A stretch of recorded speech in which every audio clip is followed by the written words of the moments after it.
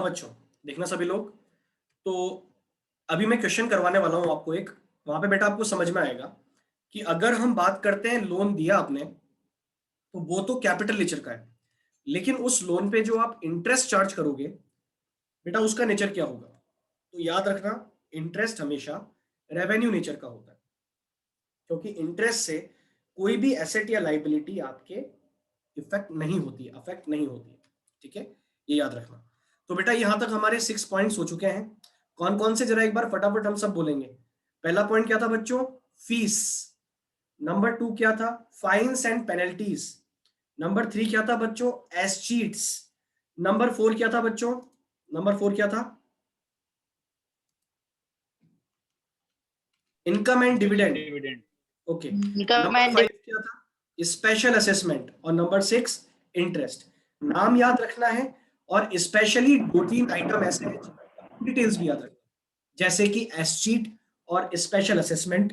ये बेटा याद रखने का आइटम है। और इंटरेस्ट भी याद रखना। इंटरेस्ट एक कंफ्यूज करने वाली चीज है हमेशा, क्योंकि एग्जाम में अगर पूछ लिया जाए तो लोग इसको रिलेट कर देते हैं लोन से, और लोगों को ये याद होता है कि यार सर लोन तो कैपिटल नेचर का है, आपने पढ़ाया था लोन देना या लोन लेना, तो सर इंटरेस्ट भी वही होगा। नहीं बेटा, इंटरेस्ट हमेशा रेवेन्यू नेचर का होता है, ये याद रखना। ठीक है, और अब आते हैं हम लास्ट पॉइंट पे, और ये लास्ट पॉइंट है बच्चों, गिफ्ट्स एंड ग्रांट्स। ये क्या होता है? गिफ्ट्स और ग्रांट्स का मतलब है कि गवर्नमेंट को कई सारे ऑर्गेनाइजेशन या लोगों की तरफ से कई बार गिफ्ट्स भी मिलते हैं। ओके, और ग्रांट्स भी मिलती है। तुमने सुना होगा कि जब चुनाव आ रहे होते हैं तो गवर्नमेंट को क्या मिलता है? डोनेशन मिलता है ना? कई सारी वो मनी गवर्नमेंट को मिलती है, कई सारा वो पैसा गवर्नमेंट को मिलता है जो कोई लाइबिलिटी क्रिएट नहीं करता है, सिर्फ आपको मिल गया। गिफ्ट्स एंड ग्रांट्स, है ना? तो याद रखना, ऐसी जो भी मनी है ये एक रेवेन्यू रिसीट है, कोई लाइबिलिटी नहीं बनाती गवर्नमेंट के लिए। ओके, ये अपनी इच्छा से दिया हुआ है किसी ने, ये लाइबिलिटी थोड़ा क्रिएट करेगा, है ना? पढ़ो एक बार क्या लिखा है। Government receives gifts and grants from foreign governments and international organization. Sometimes individuals and companies also voluntarily gift money to the government. बेटा कई बार फॉरेन गवर्नमेंट जो होती है, जैसे एक एग्जांपल तुम्हें मैं दूं, ग्रांट का मतलब क्या होता है? ग्रांट का मतलब है, जैसे मान लो कि इंडिया में अर्थक्वेक आ गया, और अर्थक्वेक के लिए जो यूएन है, जो यूनाइटेड नेशन है, उसने इंडिया को डोनेट किया है 50 करोड़ रुपीस का। ठीक है, अब 50 करोड़ रुपीस का डोनेशन किया इंडिया को, क्योंकि इंडिया में अर्थक्वेक आ गया था। अब मुझे ये बताओ, जो 50 करोड़ रुपए गवर्नमेंट को मिले हैं, क्या गवर्नमेंट उसका हिसाब देगा क्या यूनाइटेड नेशंस को कि भाई कहां कहां खर्च किए हमने? बताओ। No sir. No sir. No नहीं सर। देगा। तो ग्रांट जो होती है ना, जो गवर्नमेंट को मिलती है, वो रेवेन्यू नेचर की होती है। याद रखना, गिफ्ट एंड ग्रांट दोनों जो है वो रेवेन्यू नेचर के होते हैं।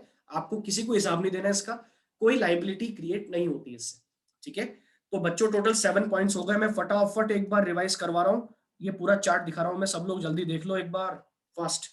ये देखो, 1 मिनट, ये तो एक्सपेंडिचर आ गया, 1 सेकेंड। हम लोग कहाँ पे थे? ये रहा। जरा सब लोग ध्यान से देख लेना बच्चों, रिसीट दो तरह की है। हम बजट की रिसीट्स पढ़ रहे हैं। देखो मैं फिर बोल रहा हूं, बजट के दो एस्पेक्ट होते हैं, एक बजट में रिसीट्स होती हैं और एक बजट में एक्सपेंडिचर होते हैं। गवर्नमेंट ये सोचती है कि आने वाले साल में हमें कितना पैसा मिलेगा, तो वो जितना मिलेगा उसका एस्टिमेशन हम लोग पढ़ रहे हैं यहाँ पे। तो जो जो मिलेगा उसको भी दो कैटेगरीज में बांट सकते हैं, एक तो कैपिटल रिसीट और एक रेवेन्यू रिसीट।